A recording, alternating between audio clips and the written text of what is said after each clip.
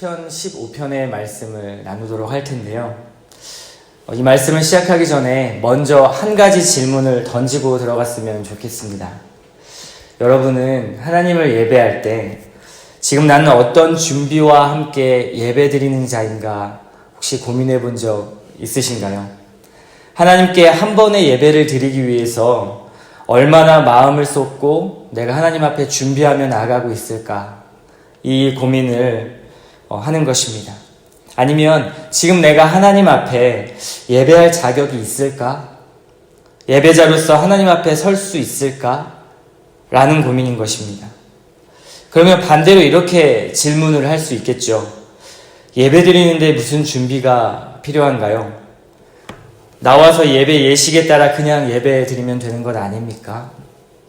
또는 이렇게 질문할 수 있습니다. 예배 5분 전 정도 전에는 나와서 미리 앉아서 기도로 예배를 준비하면 되는 것 아닙니까? 또는 이렇게 말할 수도 있을 것입니다. 예수 믿으라고, 그리고 한번 와서 말씀 들어보라고, 예배 한번 드려보라고 말할 때는 언제고 이제 와서 예배자의 자격을 논하지요? 라고 답변을 하는 사람도 있을 것입니다. 오늘 15편의 말씀은요, 이러한 질문에 대한 답변을 주고 있습니다. 이 시는 주로 시편의 여러 시의 분류 중에서도 제의를 위하여 들어갈 때 부르는 노래로 분류됩니다. 무슨 말이냐면 쉽게 말해 예배를 드리기 위해서 입장할 때 사용된 노래라고 볼 수 있습니다. 그래서 15편은 예배의 맥락에서 해석을 하고요. 그리고 실제로 예배를 참여하는 자들에게 교훈을 주는 역할을 했을 것으로 많은 학자들은 보고 있습니다. 그래서 먼저 1절은 이렇게 질문을 던지는 것으로 이 시편의 노래가 시작이 됩니다. 1절의 말씀인데요. 여호와여, 주의 장막에 머무를 자 누구오며 주의 성산에 사는 자 누구이까? 쉽게 다시 번역한 성경에서는요, 주님, 누가 주님의 장막에서 살 수 있겠습니까? 누가 주님의 거룩한 산에 머무를 수 있겠습니까? 라는 고백입니다. 여기서 거룩한 산과 그리고 장막이란 표현은 하나님의 임재를 상징하는 특별한 곳이죠. 즉 하나님의 임재가 있는 성전을 말하고 있는 것입니다. 그렇다면 질문을 바꿔보면 이런 질문이 되는 것이죠. 주님, 누가 이 성전에 들어갈 수 있겠습니까? 이 질문으로 이 시편은 시작을 하는 것입니다. 이런 직접적인 질문은 당시 예배를 드리는 자로 하여금 많은 영향을 주었을 텐데요. 왜냐하면 이 뒤에 질문의 답이 바로 이 성전에 들어갈 수 있는 자격의 조건이 나오기 때문입니다. 이것은 하나님 앞에 서는 것은 거룩한 구별된 자로 나아가야 한다라는 것을 말해주고 있습니다. 그래서 2절부터 5절 전반부까지의 내용이 바로 그 자격에 대해서 논하고 있는데요. 이것을 볼 때 이 시의 전체의 구성은 1절의 질문으로 시작을 해서 2절부터 5절 전반부까지가 그 질문에 대한 대답이고요. 그리고 마지막 5절 후반부가 이 시의 결론의 역할을 하고 있습니다. 성전에 들어갈 자격이 어떠한 사람이었는지는 전체적으로 10가지로 표현을 하고 있는데요. 소극적인 면에서 3절과 5절의 말씀처럼 하지 않는 것을 설명하고 있습니다. 하지 않는 사람, 즉 남을 모함하지 않고, 그리고 이웃에게 해를 끼치지 않고, 이웃을 비방하지 않고, 그리고 돈을 빌려줄 때 이자를 받기 위해서 빌려주지 않는 것, 그리고 뇌물 받고 무죄한 자를 해하지 않는 것이라고 성경은 말하고 있습니다. 적극적인 면에서의 자격은 어떤 것이었을까요? 2절과 4절의 내용인데요. 정직하고 공의를 실천하는 사람입니다. 진실을 말하고 타락자는 멸시하지만 여호와를 두려워하는 자에 대해서는 존대하는 사람, 그리고 손해를 보아도 깨뜨리지 않고 그 맹세와 약속을 지켜내는 사람이 바로 적극적인 면에서의 자격을 갖춘 사람입니다. 쉽게 말해 거룩하게 구별된 자라는 표현은 우리에게 들려질 때 이러한 인식을 줄 수가 있습니다.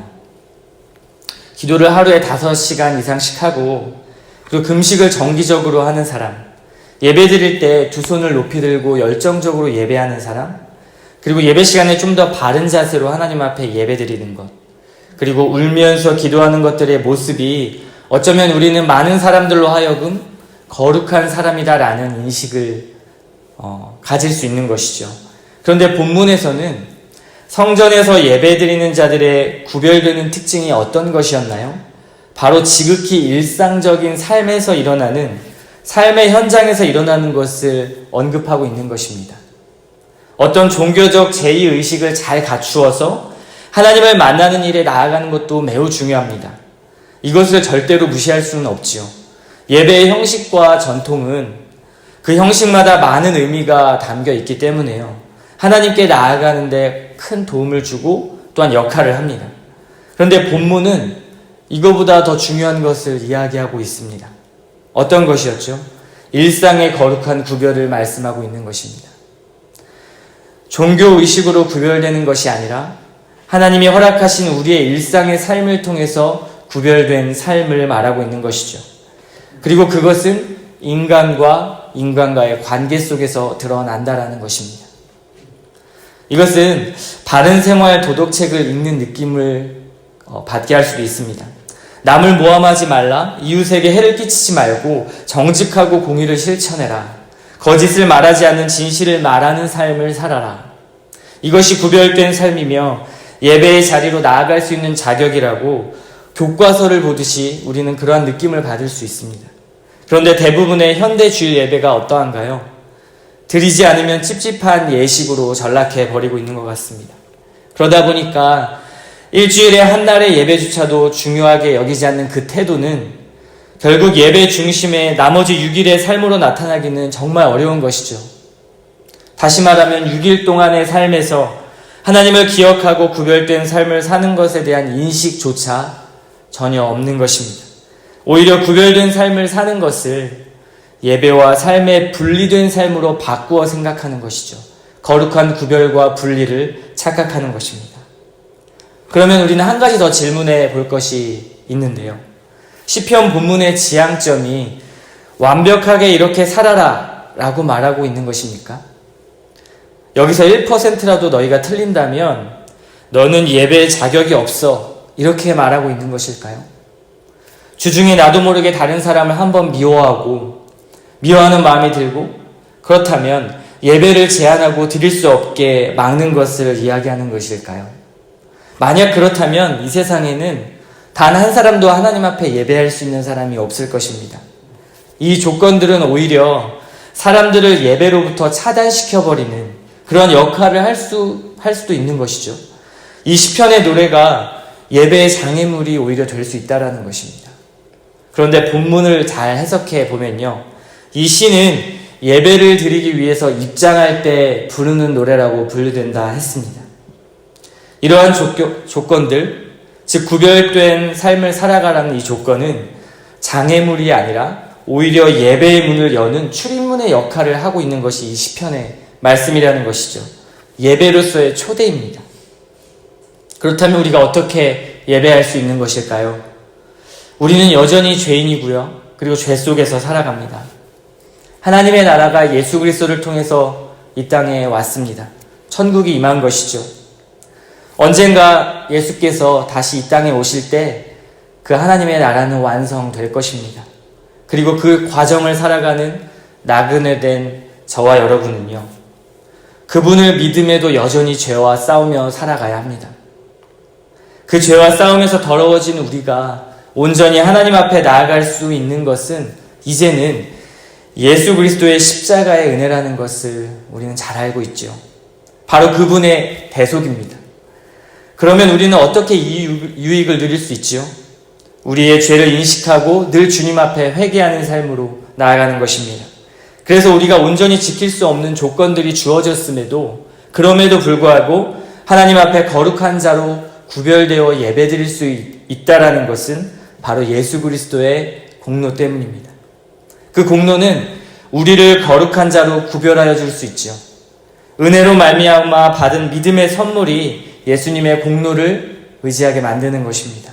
그리고 그 공로를 얻은 자는 이렇게 말하지 않습니다. 하나님 만나는 게 이렇게 어렵나? 삶이 이렇게 찌들고 힘든데 이것을 어떻게 다 지키며 살라는 것인가? 너무나 큰 부담이다.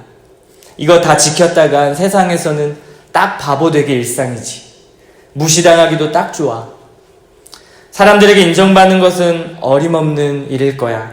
세상의 방식은 나를 추구하는데 왜 자꾸 이웃을 생각하라고 하지? 너무 비현실적이잖아. 라고 말하지 않는다는 것이죠. 예수 그리스도의 공로를 의지하는 자는 말입니다. 오히려 이렇게 결심하며 고백할 것입니다. 내가 완벽히 살 수 없다 해도 주님이 걸어가신 그 길을 따라갈 거야. 나는 하나님의 자녀로 구별된 사람이지. 그분이 나를 지금 이 자리에 있게 만드신 것이지. 말씀이 나를 이렇게 인도해 가는구나.